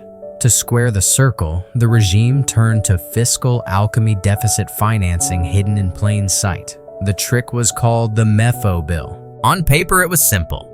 A dummy company, Metallurgische Forschungsgesellschaft, or MEFO, issued promissory notes to arms manufacturers. The Reich guaranteed them, but kept them off the official budget. Firms could cash the notes at banks which trusted Berlin's backing. To the world, the government's accounts looked restrained. In reality, billions of Reichsmarks of debt piled up buying steel explosives, aircraft frames, and shells. The bills were designed to be redeemable in 5 years. By then, Hitler expected conquest to pay the balance. This sleight of hand bought time. Inflation did not roar back as in 1923. Confidence remained intact. Rearmament surged, but it was a gambler's trick, a bet that tomorrow's winnings would cover today's overdraft. By 1939, the sum of MEFO bills had reached 12 billion Reichsmarks, a mountain of obligations that could not be met without plunder. The economy's new engine ran on petrol siphoned from the future. Deficit spending did not stop with MEFO. The Reich borrowed directly, leaned on banks to hold government paper, and pushed the tax base until it strained. Consumer imports shrank, foreign exchange was rationed. Trade agreements with Balkan states forced them to ship raw materials to Germany in return for scrip that could only buy German goods. The result was a closed-circuit Germany feeding on its satellites, preparing for the day when tanks could crack the circle wide open. For ordinary Germans, the arithmetic was invisible but palpable. A worker in Munich might find steady pay at a factory turning out tractors that were really tank parts. A seamstress in Hamburg might stitch uniforms by the thousand. But she noticed that butter was dearer coffee, scarcer shoes harder to replace. consumer production had been sacrificed to the altar of rearmament. Radios and cameras remained affordable because propaganda needed eyes and ears, but refrigerators, cars, and furniture lagged. The Volksgemeinschaft, the people's community, was promised plenty. What it received was rationed plenty, parceled by ideology. The ministries framed it as discipline, the necessary diet before the banquet. Posters declared guns before butter. The phrase was no metaphor. The Reich poured resources into tanks and planes and explained away the lack of fats, luxuries, and imports as patriotic sacrifice. By 1937, German rearmament spending consumed more than half of all government expenditure. Economists in London and Paris saw the numbers and muttered war. At home, the numbers were hidden, translated into slogans about renewal. Yet the disguise had cracks. The foreign trade deficit yawned. Germany needed oil, rubber, and metals it did not possess to close the gap. Göring's four-year plan 1936 turned the economy toward autarky synthetic fuel from coal ersatz rubber dietary substitutes. A nation that once exported finished goods now experimented with extracting fuel from brown coal and milking chemicals for textiles. Science was drafted alongside soldiers, laboratories filled with men in white coats racing to transform geology into strategy. The propaganda sold it as ingenuity. In truth, it was desperation repackaged as progress. Factories buzzed, yes, but with shortages and substitutions. A housewife might buy margarine that tasted like chalk, or soap that left a film on her skin, or cloth that wore thin within weeks. Ersatz became a byword, but to complain too loudly was to risk being noted by the shopkeeper who might be an informer. Grievances went unspoken, smoothed over by the pride of having work at all and by the steady drum of propaganda that framed every sacrifice as a stone in the road to greatness. Meanwhile, the MEFO trick was working until it wasn't. As redemption dates loomed, the bills were rolled over, postponed, refinanced. Each extension was a reminder that the regime's balance sheet relied not on prudence, but on momentum. As long as factories produced more guns, as long as the Wehrmacht grew, as long as conquest appeared imminent, the fraud held. If momentum faltered, collapse would follow. The Nazi economy was less an engine than a slingshot stretched tight waiting for release. In a Berlin cafe, a clerk read the financial pages and whispered that the figures could not add up. His friend warned him to hush. In the Ruhr, an engineer marveled at the scale of new orders, but admitted privately that they were paid with paper promises. A farmer in Saxony sold wheat into the Reich's procurement system and received scrip that bought little on the open market. They were all participants in a national confidence game whose terms were kept hidden under lock and key. What makes the deception compelling is that it seemed for a while to work. Streets bustled, workers had jobs, statistics glowed. Foreign observers visiting Berlin in 1936 for the Olympics saw banners, crowds, and prosperity, not the deficits written in invisible ink. The games themselves were a showpiece, the Reich presenting itself as recovered, disciplined, generous. Only a handful of bankers, economists, and ministers knew that beneath the pageantry lay IOUs stacked higher than stadium bleachers. And so Germany strode into the late 1930s with an economy that appeared solid but was hollow at its core. It produced steel planes and concrete in abundance. It gave work to millions who had known hunger. It dazzled with roads rallies and spectacles. But it had no cushion, no reserves, no safety net. Its miracle was financed by promissory notes and the expectation that war would pay. Hitler himself was blunt: we must arm. If we do not conquer, we are lost. This was the true balance sheet of the Third Reich. The regime had taken a nation crippled by hyperinflation and depression, dressed it in uniform, and marched it back onto the world stage. But the uniform was purchased on credit, the boots bought with borrowed leather. The economy was not a foundation. It was a scaffold designed to hold only until the first invasion. Beneath the flags and the slogans, the truth remained unchanged. Germany's strength was real, but it was temporary, conditional, and mortgaged to war. If MEFO bills were financial sleight of hand, the Autobahn was theater on a continental scale. To the average German in the mid-1930s, there were few symbols more powerful than concrete stretching to the horizon, flags at every bridge, and the promise of speed through a landscape once trudged by famine and queues. Hitler himself seized the role of architect-in-chief, sketching routes on maps and insisting that the new highways showcase the nation's beauty. Curves would embrace lakes, climbs would reveal valleys, and bridges would arch with a grace designed to look eternal in photographs. The roads were advertised as civilian marvels, arteries for commerce, leisure, and a new Germany at peace with itself. Propaganda films showed smiling families gazing from car windows, wine tousling children's hair, the countryside framed like a painting. Workers in peaked caps swung picks in rhythm for the camera, their spades forming a chorus line of industry. To a country long battered by despair, the image was irresistible movement, order, progress. Even foreigners were impressed. Journalists in London and New York wrote admiringly about the German motorway miracle. But behind the gloss lay a harder truth. The roads were conceived not only for leisure, but for war mobility. Hitler imagined columns of tanks streaming toward frontiers, bomb-proof tunnels protecting supply lines, and highways doubling as runways. Engineers tried to accommodate the fantasy, designing wide lanes and heavy overpasses. Yet reality intruded, the surfaces often cracked under tank weight, and the routes wandered too far from likely battlefields to be truly strategic. The military utility of the Autobahn never matched the speeches.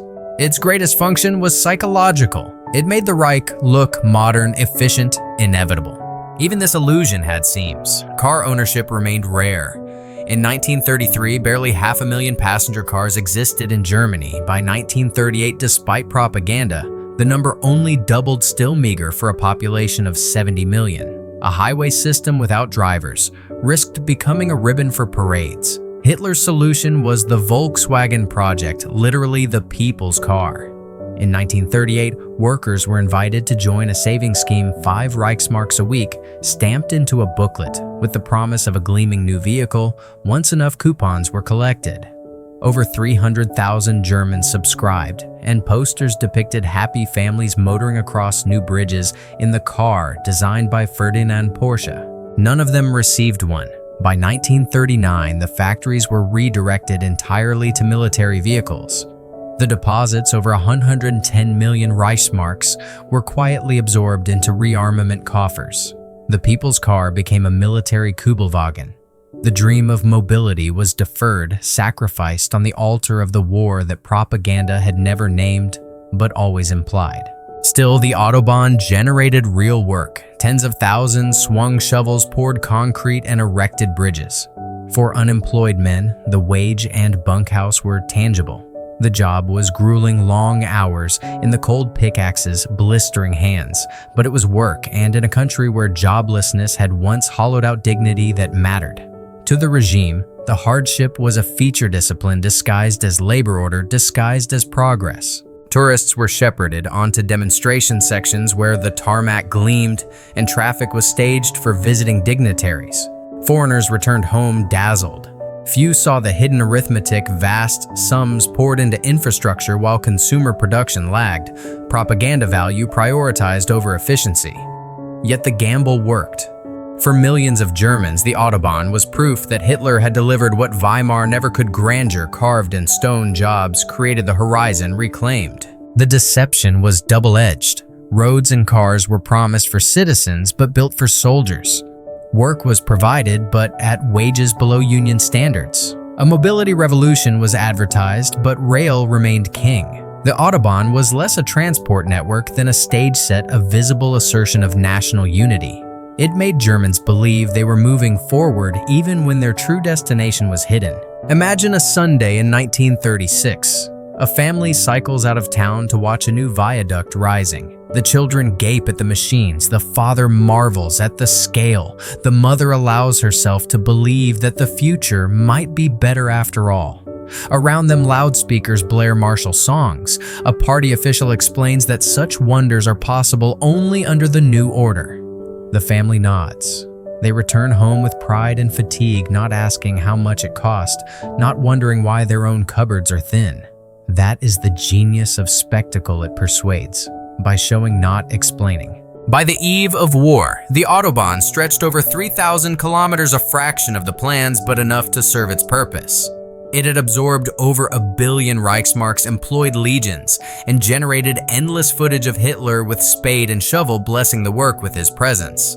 It had not transformed transport. It had not readied armies as promised. But it had done something just as critical. It had made Germans believe that the Reich could conjure order, strength, and modernity out of chaos.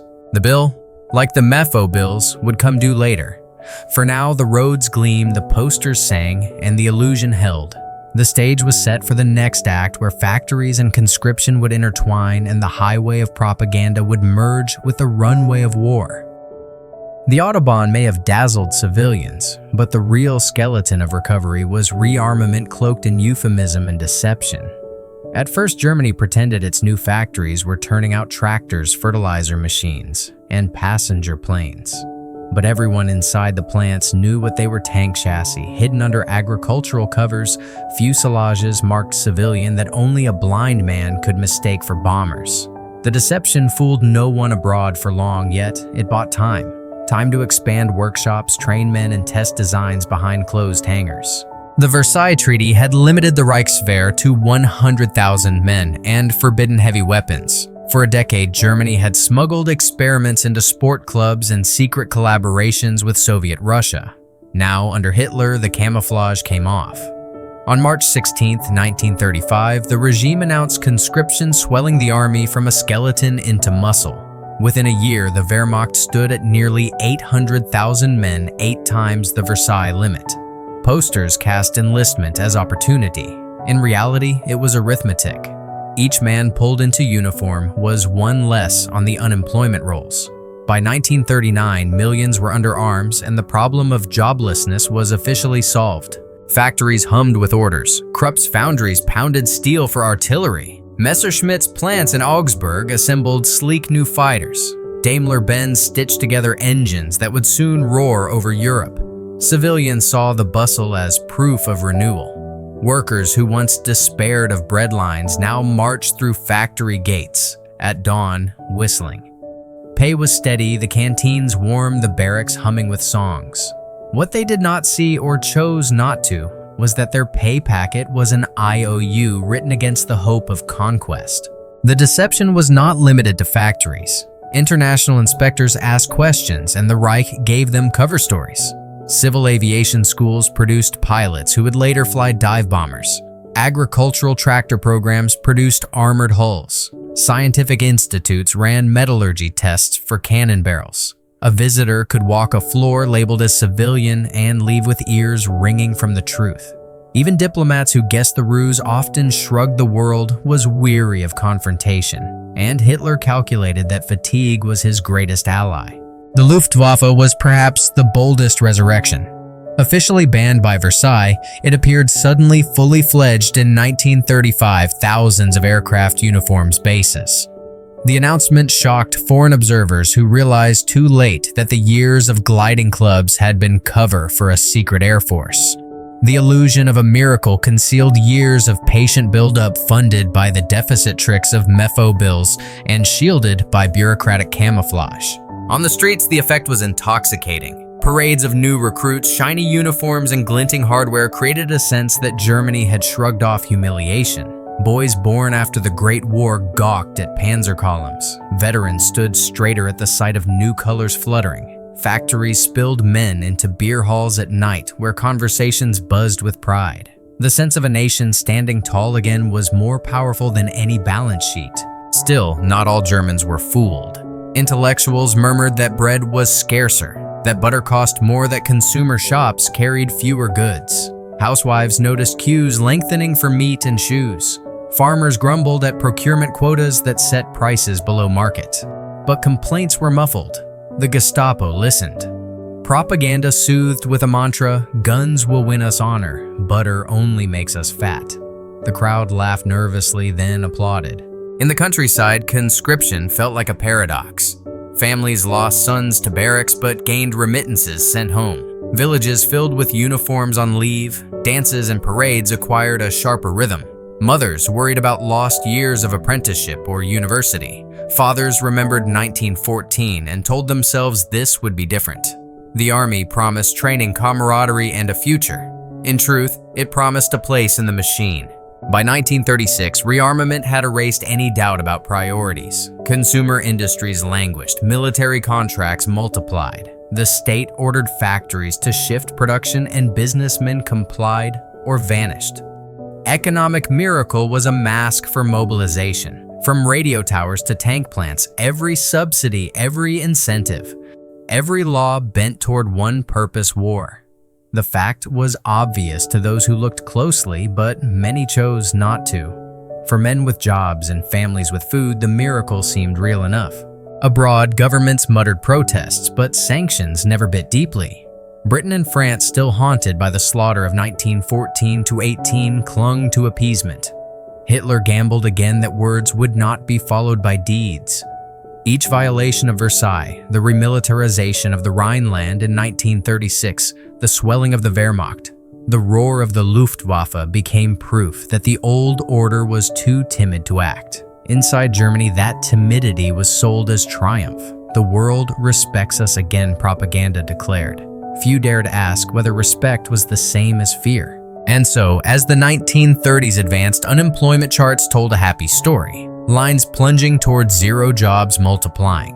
But behind the numbers was a conscript in uniform, a factory disguised as civilian, a bill payable only through plunder. The regime had not solved the problem of joblessness. It had converted it into an army.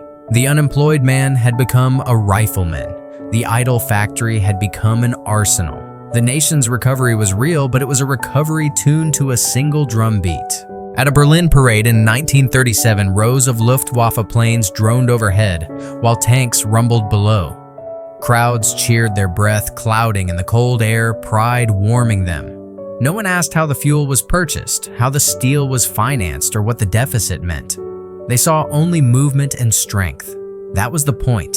The deception was not meant to last forever. It only had to last long enough. War the regime promised itself would pay the final bill.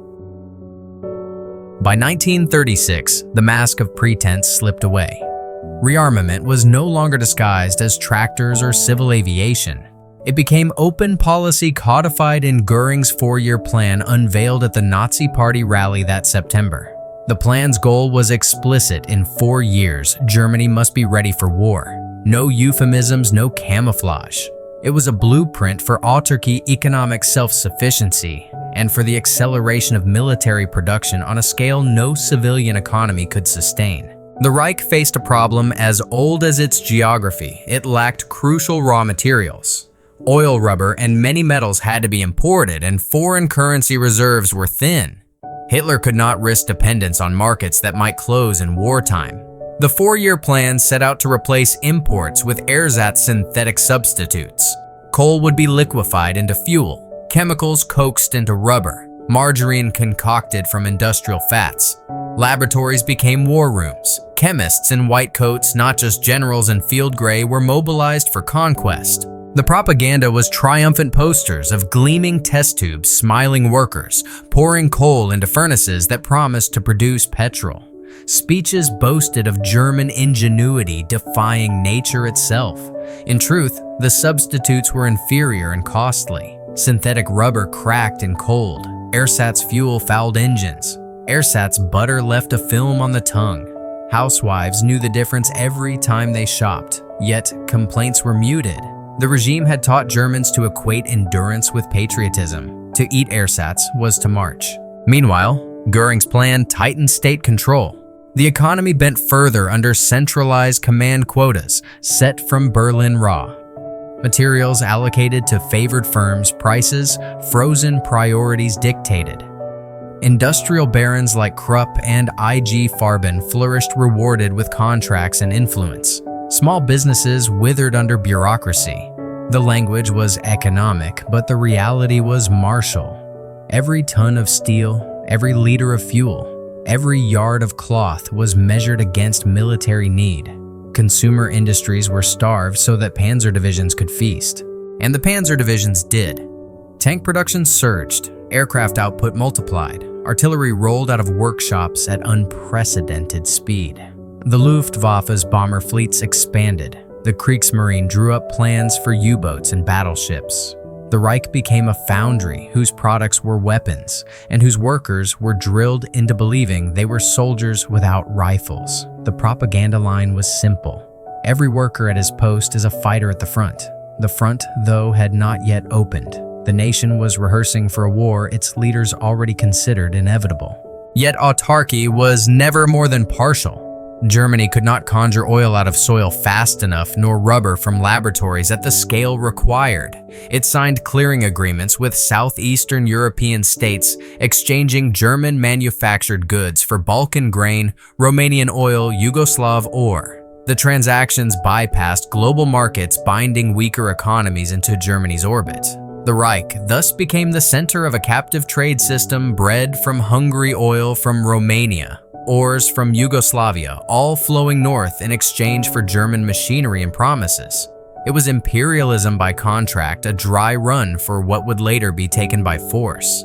Ordinary Germans saw both pride and pinch. Factories expanded, wages arrived on time, unemployment vanished. But shop shelves stayed thin.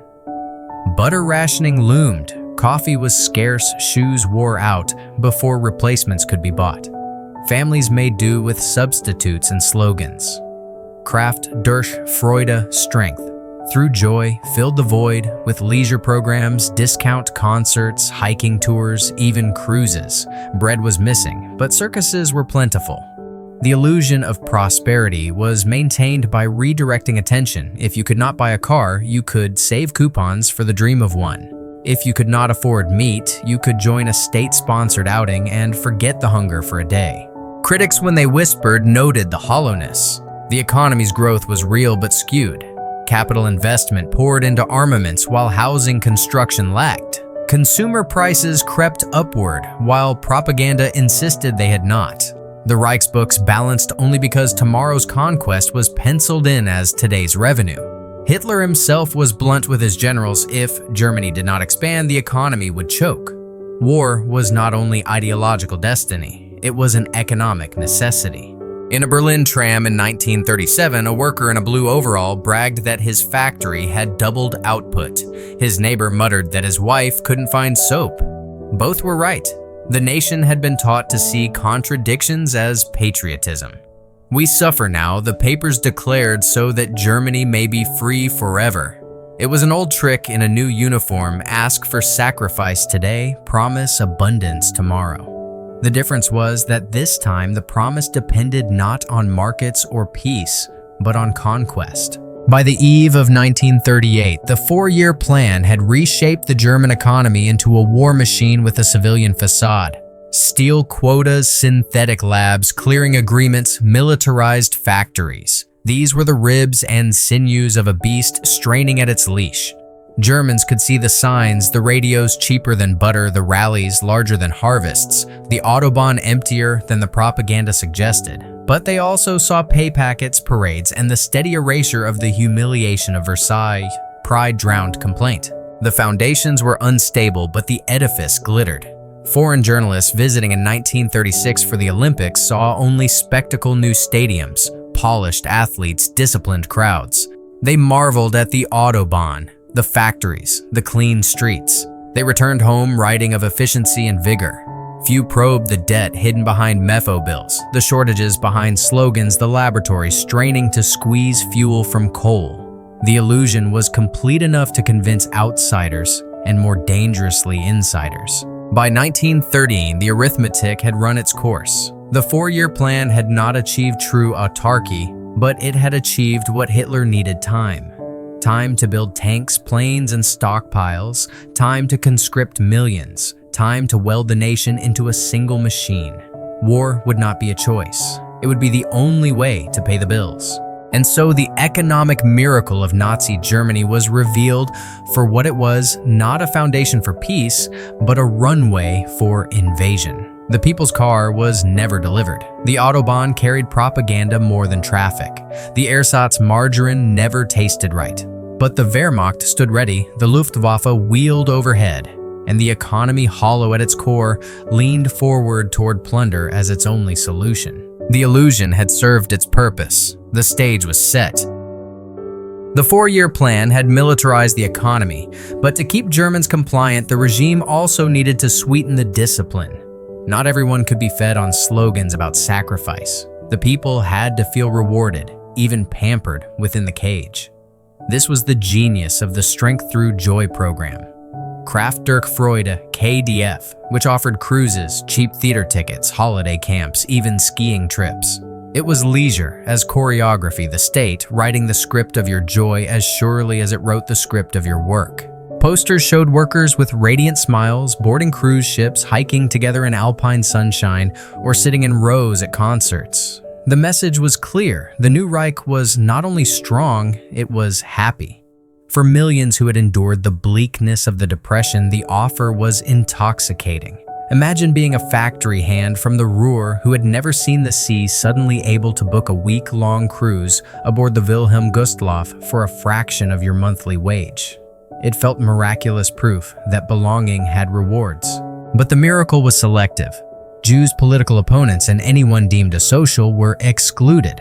A factory worker with the wrong ancestry or politics would never receive a cruise ticket no matter how many stamps he collected. Leisure became a currency of loyalty distributed through the German labor front. To smile in the right parades, to obey the right foreman, to chant at the right moments, these were the requirements for admission to happiness. What looked like generosity was, in truth, another method of control. Parallel to the orchestrated joy ran the process of Aryanization. Jewish professionals, business owners, and shopkeepers were pushed out by law, boycott, or violence, their assets transferred to racially suitable Germans. A Jewish doctor who once treated both rich and poor suddenly found his license revoked. A family-owned department store in Berlin might be sold under duress to a loyal party member at a fraction of its value. In the official newspapers, these transfers were presented as renewal German hands for German businesses, but to those watching doors shutter, it was theft masked as patriotism. The beneficiaries of Aryanization often convinced themselves it was fair. A loyal party member who suddenly acquired a shop could call it a reward for his devotion. A banker who purchased confiscated property at auction could claim he was restoring it to the nation. In truth, it was legalized plunder. Thousands of Jewish families who had survived hyperinflation and depression now watched their life's work disappear in weeks. Those who could emigrated, leaving behind businesses stripped and homes emptied. Those who stayed slid into destitution and danger. The dual machinery of promise and plunder kept the nation quiet. On one side, KDF painted a smiling landscape, affordable holidays, organized sports dreams of a Volkswagen gleaming on every driveway. On the other, Aryanization made clear who belonged and who did not. The Volksgemeinschaft, the people's community, was a club with benefits for insiders and punishment for outsiders. Inside the club, many felt genuinely uplifted. Workers marveled at the KDF Seebad Prora, a colossal seaside resort built on the Baltic coast, a complex of endless, gray barracks designed to host 20,000 holidaymakers. Though never completed as planned, its very scale suggested that the Reich was willing to indulge its laboring class. Row after row of identical rooms faced the sea, a promise that every German worker would one day enjoy the view. The fact that construction was funded by siphoning resources from consumer goods industries mattered little to those who glimpsed the horizon of joy. In a Munich beer hall, a worker might boast of his cruise. In a Berlin flat, a family pinned their Volkswagen saving stamps proudly on the wall. At the same time, across the street, a Jewish family shuttered their shop after a boycott orchestrated by the SA. Both realities coexisted, but only one appeared in newspapers. Propaganda cameras loved the laughter of KDF outings, not the silence of confiscated stores. This blend of reward and exclusion forged a dangerous stability. Most Germans, especially those considered Aryan, experienced tangible improvements in daily life compared to the despair of 1929 to 32. They had jobs, holidays, entertainment, a sense of national pride. The costs suppressed wages, limited consumer choice. Ersatz goods disappearing. Neighbors were either disguised, ignored, or rationalized as necessary sacrifices. The transformation reached deep into the private sphere.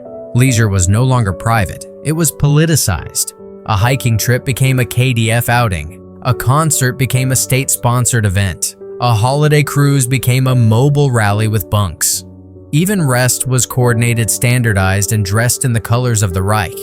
And the same machine that organized joy was also tightening screws of exclusion. To be denied participation in KDF was not only to lose a holiday, it was to be marked as an outsider in a nation obsessed with belonging. This was how the Nazi economic miracle appeared to ordinary eyes. Smiling faces boarding cruise ships, workers marching to jobs in humming factories, wives shopping in stores newly restored to German owners. Yet beneath the smiles were forced exclusions, coerced transfers, and a joy that was rationed by loyalty and race. The people's car was never delivered. The seaside resort was unfinished. The ersatz butter tasted sour. But the illusion of inclusion was strong enough to keep the majority content, or at least compliant. And so, Germany entered the late 1930s not only armed but entertained, not only disciplined but distracted. The statistics showed employment, the cameras showed leisure, the streets showed parades. Few Germans looked closely at the bill that was already being written in other people's names. The regime had perfected the balance, fear and favor, repression and reward. One hand signed decrees for Aryanization, the other handed out cheap theater tickets. One hand confiscated Jewish shops, the other stamped savings books for Volkswagens.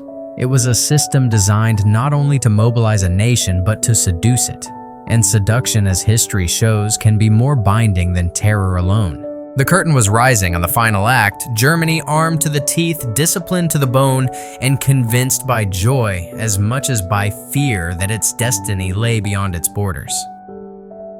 By the end of the 1930s, the miracle economy of Nazi Germany was running at full throttle, yet its pistons were powered by fraud, coercion, and looming conquest. The factories hummed, the barracks filled, the flags flew. But beneath the surface, the structure was brittle, designed less for permanence than for velocity. The statistics glowed. Unemployment, once at 6 million, now hovered near zero. Industrial output had doubled since 1933, especially in steel, coal, and chemicals. New towns sprouted around armaments hubs. Smokestacks dominated horizons where only fields had stood. To the casual observer, Germany appeared reborn, disciplined, strong, unstoppable. But the growth was grotesquely unbalanced. Consumer industries were starved, wages frozen, and imports restricted. The Reich produced bombers faster than refrigerators, tanks faster than bicycles. The balance sheets of everyday life sagged under the weight of militarization. The price of bread rose quietly. Meat was scarce. Clothing wore thin. Housewives queued longer and paid more, while newspapers declared that living standards had risen.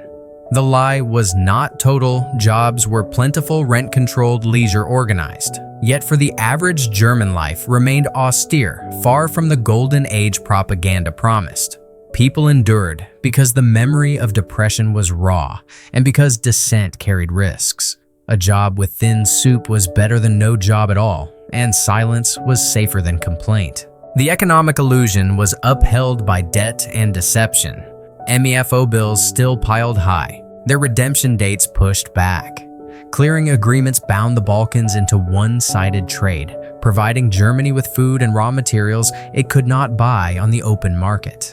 Synthetic substitutes were paraded as triumphs but whispered about as failures. Even Goering admitted privately that autarky was an aspiration, not a reality. The Reich could not fight indefinitely without external plunder. Hitler understood this better than anyone. The economy was a machine designed to run only through expansion. That expansion began with Austria in March 1938. The Anschluss was celebrated as unification, but it was also a financial annexation. Austrian gold reserves, industrial resources, and foreign exchange were seized to prop up the Reich's strained coffers.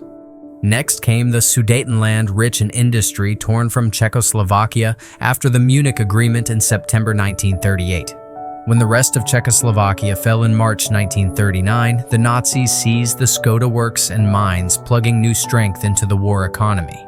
Each conquest was not only ideological but economic. The plunder of resources postponed the reckoning. Inside Germany, the deception grew sharper. The Volkswagen savings scheme, 5 Reichsmarks a week toward a car, had collected over 110 million Reichsmarks by 1939, yet not a single family received a car. Every pfennig was diverted to rearmament. Still, workers clung to their stamped books, convinced the day would come. Hope, after all, was cheaper than honesty. At the same time, repression deepened. The Gestapo's web thickened. Asocials and work-shy Germans were swept into camps. By 1938, forced labor was being tested in earnest, with political prisoners made to toil for industry under SS contracts. The boundary between employment and imprisonment blurred. Statistics counted them all the same. In Nazi arithmetic, to work was to exist. Those who would not or could not work were erased, punished, or killed. Yet the illusion held because it was wrapped in spectacle. The 1936 Olympics had shown the world gleaming stadiums and smiling athletes, a facade of harmony. Party rallies in Nuremberg staged tens of thousands marching as one, banners streaming, searchlights carving the night sky. Germans saw themselves reflected in grandeur. Pride drowned out shortages and pageantry masked precariousness. But the books could not lie forever. By 1939, military spending consumed over half the national budget. Imports of oil and rubber strained every account.